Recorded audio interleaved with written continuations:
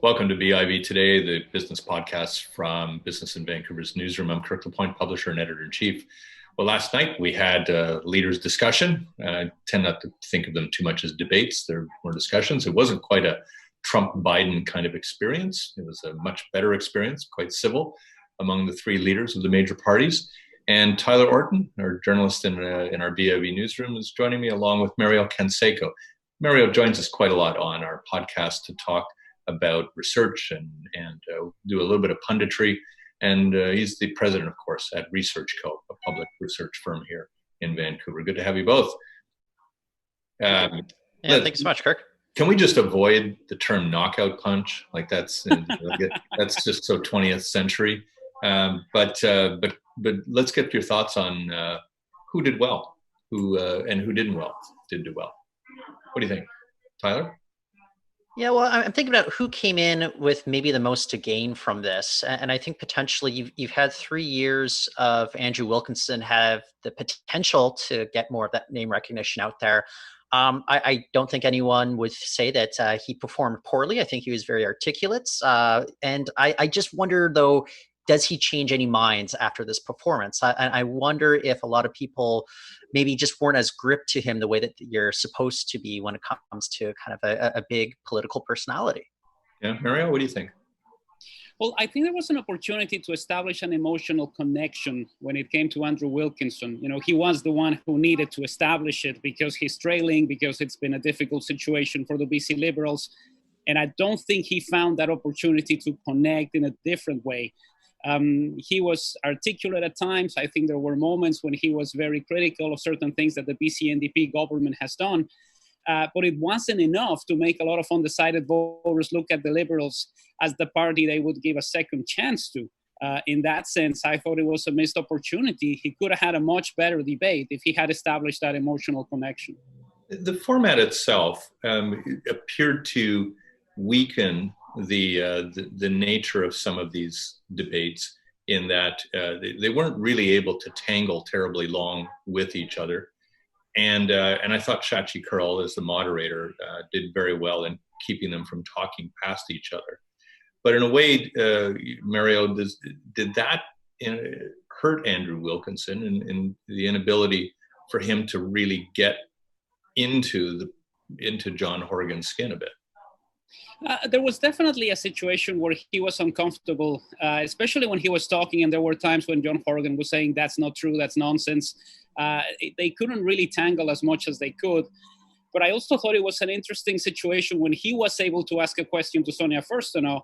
The question was, isn't John Horgan terrible? Like, you know, it's not the kind of situation that leads you to learn more about people. And I thought that was also problematic. It's not a situation that definitely bodes well for the type of debating style that he has. And you know, there were moments when you really wanted them to go after each other more, not just Wilkinson and Horgan, but also Furstenau. And at times we ran out of seconds before they were going to get into the good stuff. Yeah, but Kirk, how problematic do you think it could have been after we're coming from the vice presidential debate, and we had a lot of Mike Pence, interrupting, what won Kamala Harris? A lot of it was made of that. And if you have a situation where it could be two male political leaders often talking over, the female political leader, I think there would have been even more, outrage going on say, social media. I think it was pretty clear that the handlers for both John Horgan and Andrew Wilkinson were telling them to ease off the gas pedal. This is not the time to interrupt a woman 45 times the way that Mike Pence did with Kamala Harris. That being said, John Horgan, I lost count of the number of times John Horgan was pressed on the notion of why he was calling this election now.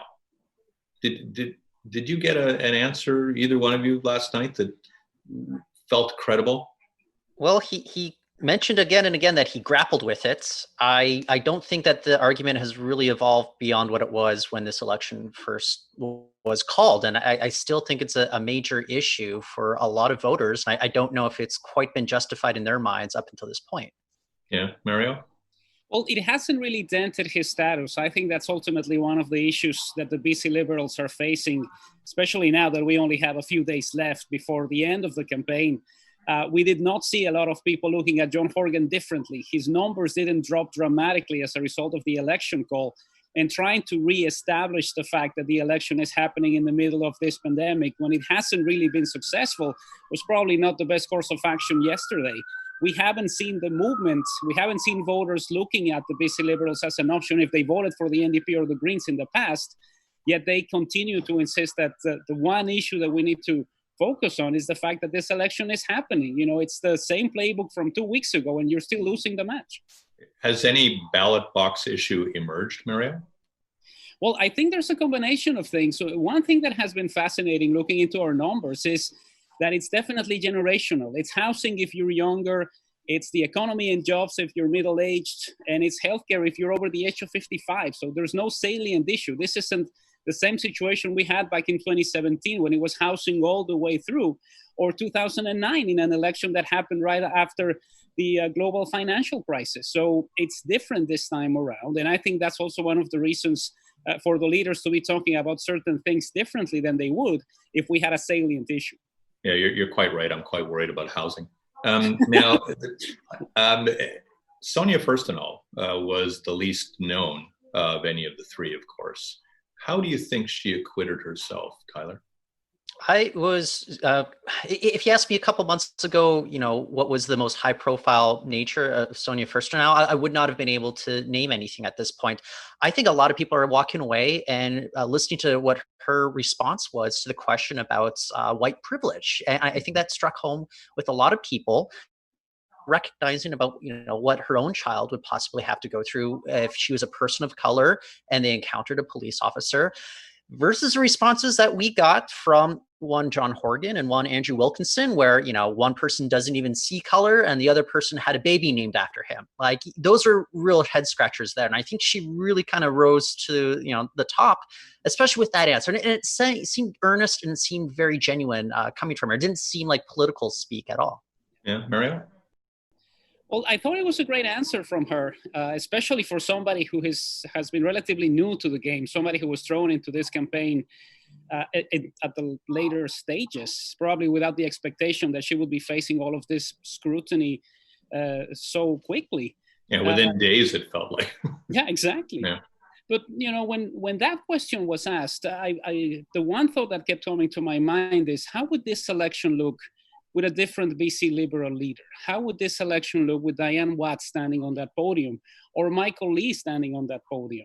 And I think this is a question that the BC Liberals need to ask themselves. You know, is this the kind of situation where a leader with more empathy, with a leader with a different experience and a different way of discussing things would have connected better throughout the whole debate, but especially on that question where they both fumbled? Yeah.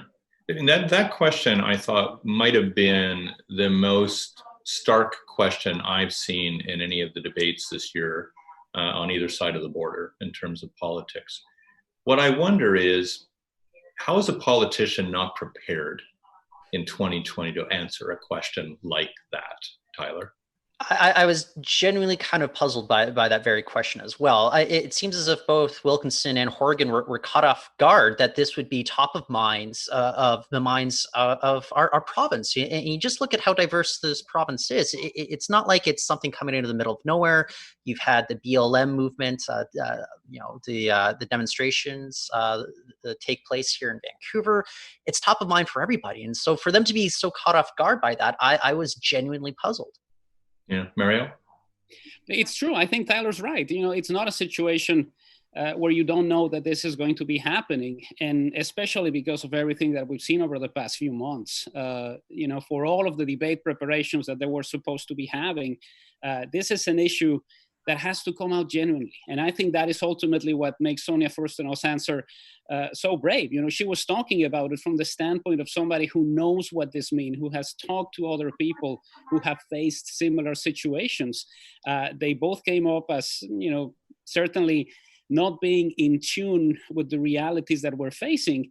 And, you know, going back to your childhood is one thing, The other answer that we heard from Wilkinson was kind of strange. It's like being asked about what's the best way to fix a flat tire, and your answer is, "Oh, I've had flat tires." It's not going to be something that helps you connect. And ultimately, this was the opportunity, especially because we were coming off the scenario that we have over the weekend because of the Ralph Sultan Zoom video. This was the opportunity to show yourself as a more empathetic character with voters, and it just didn't happen on a question that was carefully designed to allow you to do that. Yeah, I want to be conscious of the fact that probably there are a few people watching us right now going, right, three men talking about politics all over again. However, what I would ask is, with that Zoom video that came out over the weekend, neither First to Know nor Horgan made much of it. It was really a question to Andrew Wilkinson. How do you think his handling of it last night and then yesterday as well with his apology has mopped up some of this, Mario? Well, it's definitely disheartening for the campaign. I think there's a lot of people who are interested in the policies that the BC Liberals have put forth and are having a very difficult time relating to the leader of the party. I go back to the way in which this election for leader happened. Imagine a situation like that where Diane Watts is there. Would she say something to Jane Thornthwaite? Would the video have come out? Similar situation with Michael Lee. It's making a lot of people uneasy because of the way in which they are stating these things. And ultimately, I think that is definitely part of the problem. This could have been an issue that lasted 3 hours or 5 hours or 12 hours. It lasted 72 because they didn't know how to deal with it. And ultimately, that also places the onus in the B team that is running this campaign, which is essentially a C campaign. Yeah. The one thing that I did miss, and I admit it, I think it's because I'm a male and I'm watching this go down, but in Andrew Wilkinson's response, I saw on social media later, people were pointing out that he emphasized that this was one woman making the comment to another woman. And I think that irked a lot of people in the way that he was framing it as well. Yeah. You and I get besieged by public relations people, Tyler, all the time, and communications people who think they know a lot better on how to handle difficult issues. What kind of grade would you give his handlers on the way in which this mess was dealt with? You know what? I go back to what Mario said. It stretched out for days. I think that if you jump on it, give media availability right away, it's going to at least address the issue. People are going, and especially leading into the debate. I don't know if this is what you want to go leading into the debate as well. I think you need to jump on that. I would have given this maybe C+ or B- with regards to how they've handled it.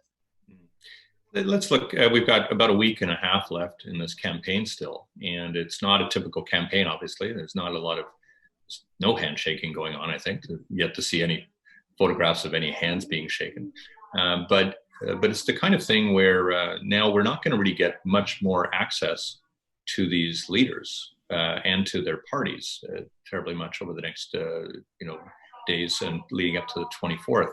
Mario, does that mean nothing really moves now? That the impressions are fixed and that there's not going to be any movement? Well, there's a couple of issues that certainly suggest that could be the case. One of them is the really high number of ballots that have already been mailed back.